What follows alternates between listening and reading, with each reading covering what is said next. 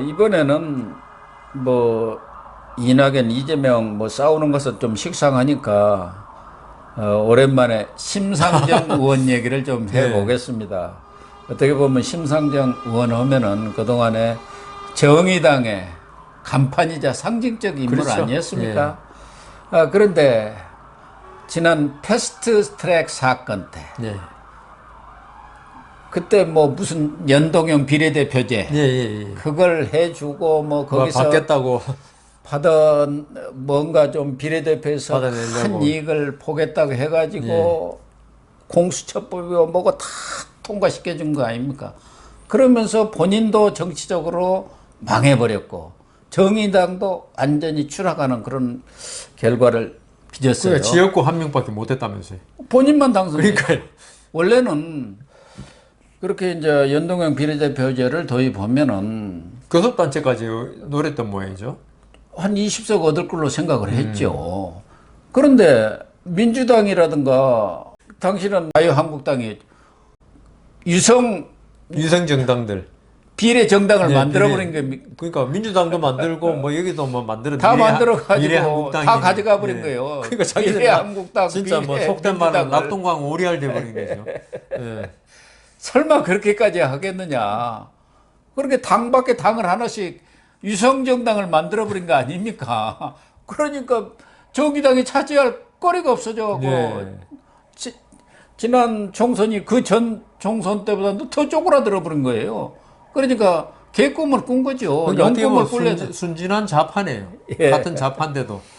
그렇게 정치라는 게 비정하지 않습니까? 저희들도 설마니 어떻게 비례대표 그것 때문에 유성정당이야 만들겠느냐. 그리고 처음에 안 만든다고 그랬어요. 안 만든다고 한국당이 자유한국당이 자기들 만들 때 우리는 안 한다고 그랬는데 결국은 저 의석수 욕심 나니까 만들었잖아요.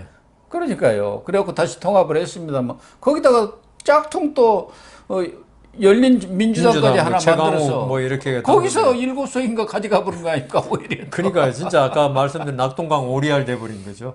그 심상정 대표로서. 그러면서 심상정 대표가 지금 후선으로 물러났습니다만은 여전히 그래도 사선 의원 아닙니까?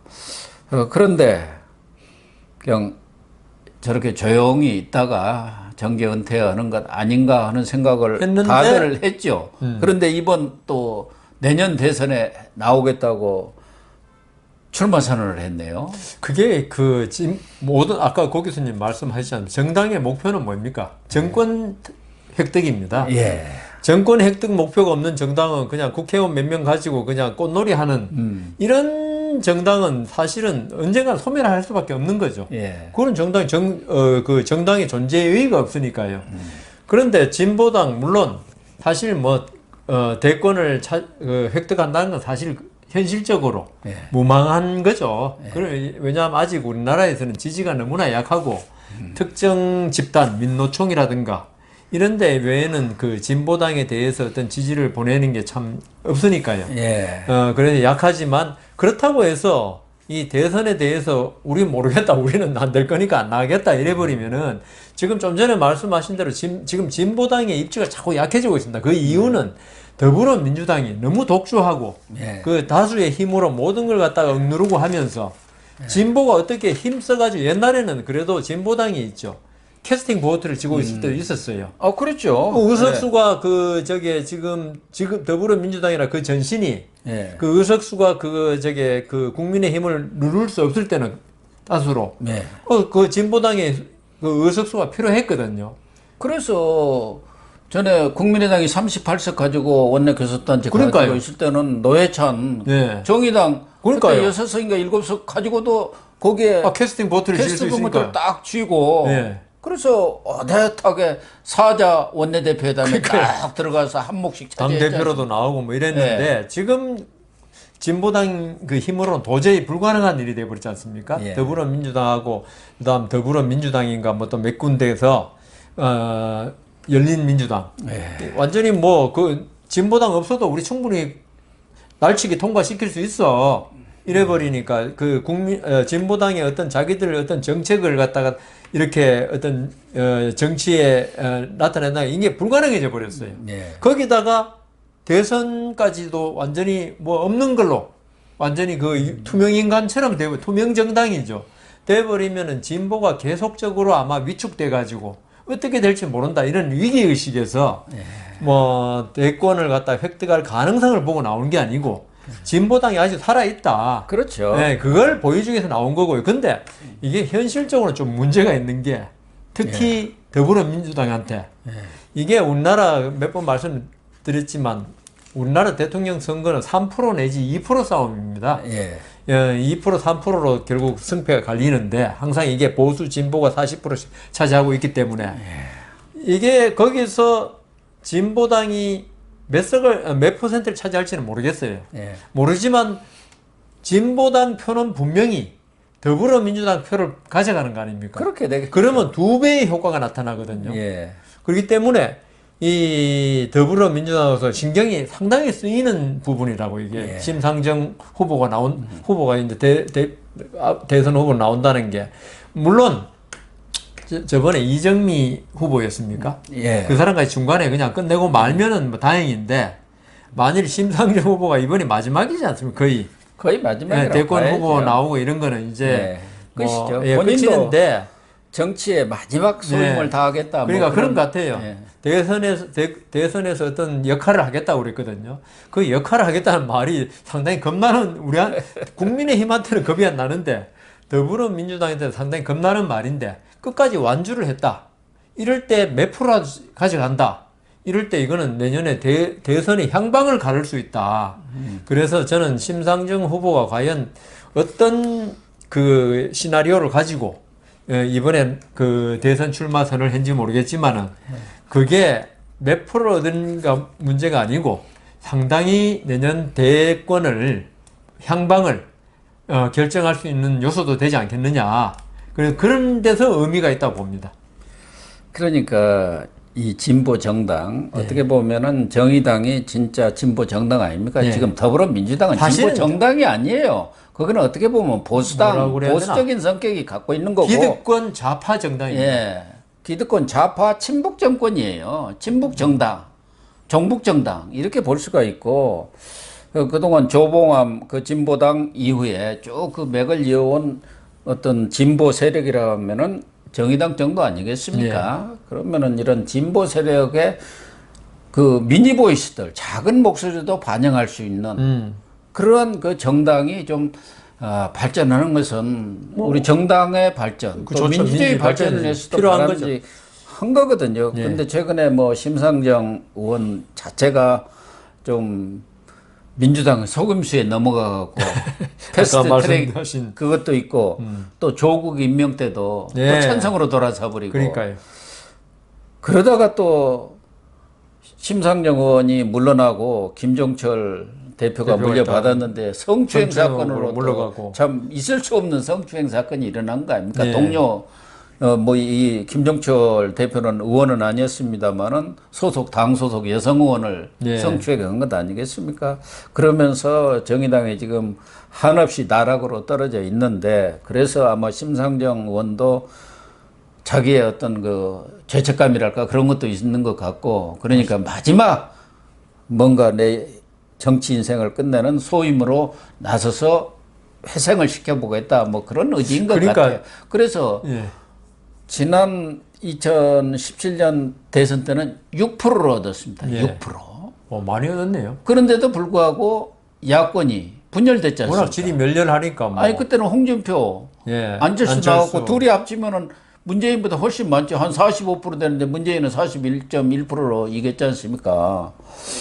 그러니까 지금처럼 박빙의 싸움으로 간다면은 심상정 이게 만만치 않습니다. 한 3%는 6%의 절반만 가져도 3%입니다. 국회에서는 캐스팅 보트를 못 가졌지만 대선에서는 캐스팅 보트 역할이 되는 거예요 이게. 그리고 지금 좀 전에 말씀하시니까 생각나는 게 지금 더불어민주당이 아마 4년 반 동안 정치를 잘했다. 이러면 진보당의 이 대선이 붙었을 때 가는 표가 적을 거예요. 그렇죠. 골수 진보당 지지자 외에는. 그런데 지금 더불어민주당의 여러 가지 집값 문제라든가 여기서 실망한 진보들 예. 진짜 진보죠, 그분들은. 예. 그 어떤 이념적으로, 어떤 뭐 대깨문이라든가 어떤 한 사람에 대한 어떤 팬덤으로 지지하는 사람들이 아닌 어떤 정책에 대한 지지. 이게 잘 사는 사람이 너무 편파적으로 부를 많이 차지했다. 여기에 대해서 반감을 가진 이런 사람은 저는 진짜 진보라 보거든요.